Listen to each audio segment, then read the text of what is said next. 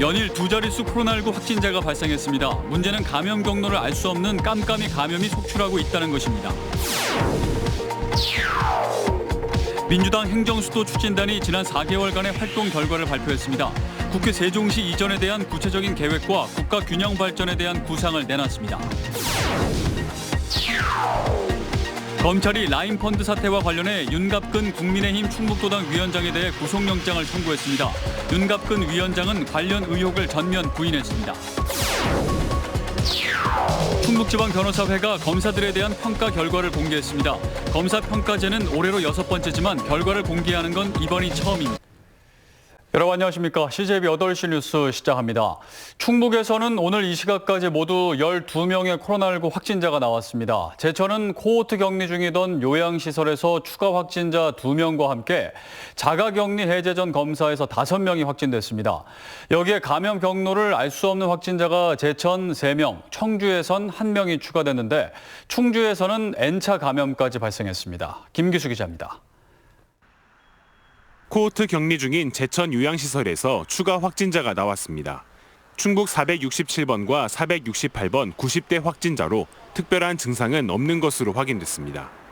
이번 확진으로 해당 요양시설에서만 10여 명의 코로나19 확진자가 나왔는데 제천시는 시설 내에서 추가 접촉이 이루어지지 않도록 관리하고 종사자와 입소자들의 증상 유무를 확인하고 있습니다. 코호트 격리가 내려지면 해당 건물은 외부와 철저히 격리됩니다. 시설 이용자 및 종사자들은 바이러스 잠복기가 지날 때까지 밖으로의 이동이 전면 금지되며 문제는 N차 감염과 깜깜이 감염입니다. 충주에서는 자가격리 중이던 60대가 기침 증상을 보여 재검사를 실시했는데 코로나19 확진 판정을 받았습니다. 이 60대는 타 지역 방문 뒤 확진된 A씨의 접촉자 B씨로부터 옮겨진 N차 감염입니다. 또한 청주와 제천에선 감염 경로를 알 수 없는 확진자들이 속출하고 있습니다. 시민들의 철저한 방역 동참 없이 조기 진단과 자가격리만으로는 한계에 다다른 상황입니다. 겨울철이기 때문에 코로나의 수명이 길고 활발한 시기고 감염 속도가 놀랍게 빠르게 전염되고 있고 또한 무증상 확진자가 많기 때문에 방역당국은 불필요한 모임을 자제하고 언제 어디서든 코로나에 감염될 수 있다는 생각으로 마스크 착용 등 개인 위생에 각별히 신경 써줄 것을 당부했습니다. CJB 뉴스 김기수입니다. 더불어민주당 행정수도 추진단이 기자회견을 열고 지난 4개월간의 활동 결과를 발표했습니다. 국회 세종시 이전에 대한 구체적인 계획과 국가 균형 발전에 대한 구상을 내놨습니다. 구준회 기자입니다. 더불어민주당 우원식 행정수도 추진단장은 2단계에 걸쳐 국회를 세종시로 이전하겠다고 밝혔습니다. 1단계로 10개의 상임위원회와 예산결산특별위원회, 국회 사무처, 예산정책처, 입법조사처 일부를 즉각 이전하는 겁니다. 2단계는 국회의사당의 완전 이전입니다. 서울 시민 절반 이상이 국회 이전에 찬성했고 수조 원에 달하는 행정 비효율을 해소할 거라고 설명했습니다. 이를 위해 국회 이전 특위 구성을 제안했습니다. 국회 이전 등 현 시대 과제에 대한 해법 모색에는 여야가 없습니다. 추진단 제안을 국회 균형발전 특위가 이어받아서 민심을 모으고 여야가 합의해 다음 단계로 순조롭게 나아가야 합니다. 균형발전 전략으로는 이른바 3+2+3 광역권 전략을 내놨습니다. 수도권, 동남권, 충청권 등 3개의 그랜드 메가시티와 대구 경북, 광주 전남 등 2개의 행정통합형 메가시티, 전북, 강원, 제주 3개의 강소 메가시티를 추진하기로 했습니다. 충청권 메가시티로 상생의 어떤 발전 방안을 마련하고 추진할 수 있도록 열심히 노력하겠습니다. 민주당은 지난 7월 김태년 원내대표가 행정수도 완성을 제안한 지 4개월 만에 구체적 실현 방안을 내놨습니다. 하지만 첫 단추가 될 국회법 개정안은 여야 합의 불발로 아직 국회 문턱을 넘지 못하고 있습니다.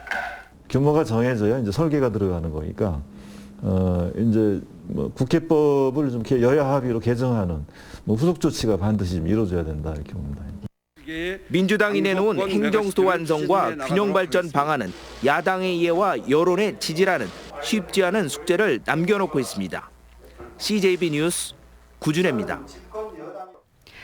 한편 국가균형발전 충청권 공동대책위원회는 민주당의 국회 세종시 이전 방안에 대해 논평을 내고 청와대도 세종시로 옮겨 행정수도를 완성해야 한다고 밝혔습니다. 공대위는 민주당의 청와대 이전은 여건이 성숙되지 않았다고 했지만 노무현 대통령 시절부터 20년 가까이 공론화 과정을 거쳤고 수도권 초집중이 가속화한 지금이 청와대 이전의 적기라고 주장했습니다. 라임 펀드 사태와 관련해 윤갑근 국민의힘 충북도당 위원장을 압수수색했던 경찰이 결국 구속영장을 청구했습니다. 합법적인 법률 자문료인지 아니면 불법 로비 자금인지가 쟁점으로 내일 영장 심사가 열립니다. 진기훈 기자입니다. 서울 남부지검이 윤갑근 국민의힘 충북도당 위원장에 대해 알선 수재 혐의로 사전 구속영장을 청구했습니다. 윤갑근 위원장은 라임 사태의 핵심 인물인 김봉현 전 스타모빌리티 회장 측으로부터 지난해 4월 2억 원대 자금을 수수한 혐의를 받고 있습니다. 검찰은 이 돈이 윤 위원장을 통해 우리 금융지주 고위 관계자에게 라임 펀드 판매량을 늘려달라는 로비 자금으로 판단한 걸로 보입니다.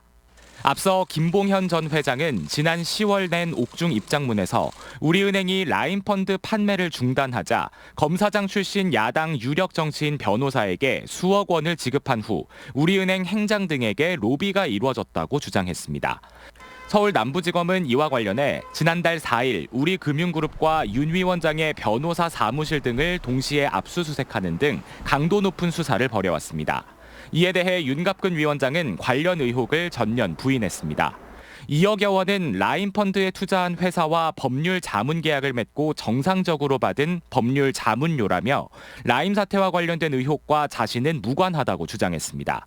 결국 윤 위원장이 받은 돈이 불법 로비 자금인지 아니면 합법적인 법률 자문료인지가 쟁점으로 영장 심사는 내일 오전 10시 30분 서울 남부지법에서 진행됩니다. CJB 뉴스 진기훈입니다. 대한변호사협회는 검찰개혁의 필요성과 중대성을 인식한다는 뜻에서 지난 2015년부터 변호사들의 검사평가제를 시행하고 있는데요. 그동안 대부분 평가 결과를 공개하지 않았던 것과 달리 올해는 충북지방변호사회가 검사들에 대한 평가 결과를 공개했습니다. 이태현 기자입니다. 충북지역 변호사회가 충북지역 검사들의 업무 능력과 도덕성 등에 대한 평가 결과를 발표했습니다. 올해로 6번째를 맞는 검사평가제지만 결과를 공개하는 건 이번이 처음입니다. 검사들에 대한 객관적이고 공정한 평가를 통해서 검찰권의 올바른 행사를 할 수 있도록 우선 충북 지역 검사들의 평균 점수는 82.87로 양호한 수준을 보였습니다. 하지만 일부 검사들은 피의자의 변론 내용을 듣기보다는 자백을 받으려는 경향을 보였고 유죄가 확실하다는 심증을 갖고 조사에 임한다는 인상을 남긴 검사들도 있었습니다.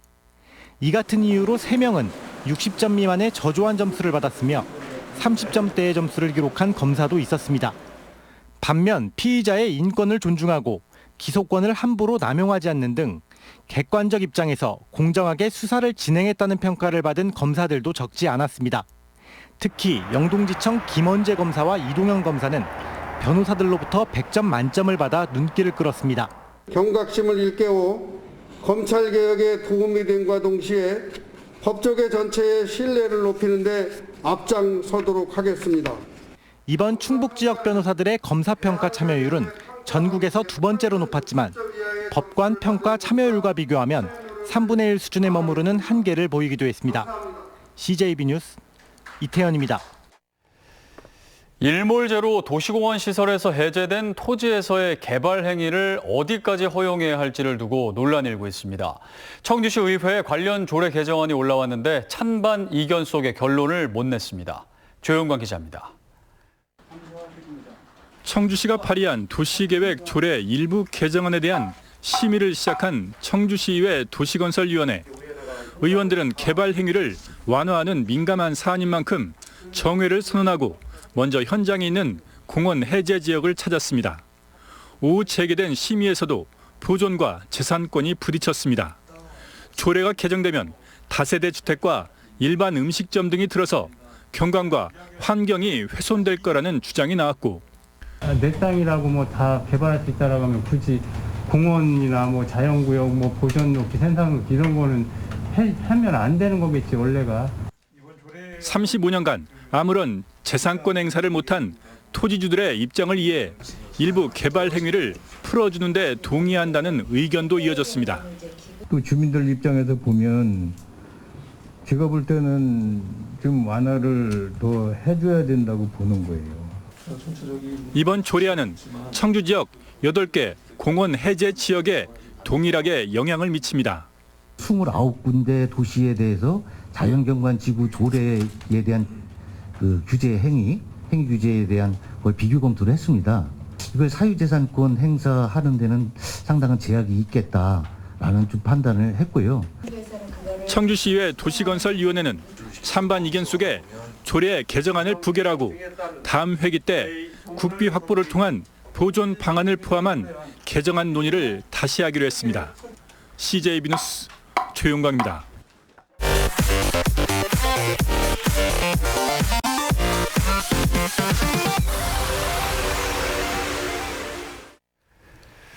음성 메추리 농장에서 고병원성 AI가 발생함에 따라 인근 자치단체에서도 비상이 걸렸습니다. 음성군은 금왕읍 메추리 농장에서 발생한 AI가 고병원성 H5N8형으로 확진됐다고 밝히고 반경 3km 이내에 있는 가금류 농장 4곳 24만 8천여 마리에 대해서도 추가 살처분을 실시했습니다. 음성군과 인접한 충주시와 진천군, 증평군도 거점 소독소와 방역 차량을 배치해 집중 방역에 나서는 등 AI 확산 방지에 총력을 기울이고 있습니다. 청주시가 내년 쓰레기 봉투값 인상을 앞두고 기승을 부리고 있는 사재기를 차단하기 위해 봉투 구매량을 규격에 관계없이 한 사람당 한 장으로 제한했습니다. 앞서 시는 지난 1일부터 1인당 구매량을 5장으로 제한하고 판매소의 주문 방식도 월 단위에서 주 단위로 변경했지만 주문 폭주가 계속되자 이같이 조치했습니다. 시는 또 종량제 봉투는 내년부터 색상이 바뀌며 현재 색상의 봉투를 인상된 가격으로 판매할 경우 행정 처분할 방침이라고 밝혔습니다. 충청권이 공동으로 추진하는 3개의 사업이 국가균형발전위원회의 초광역 협력 프로젝트 발굴 지원 사업에 최종 선정됐습니다.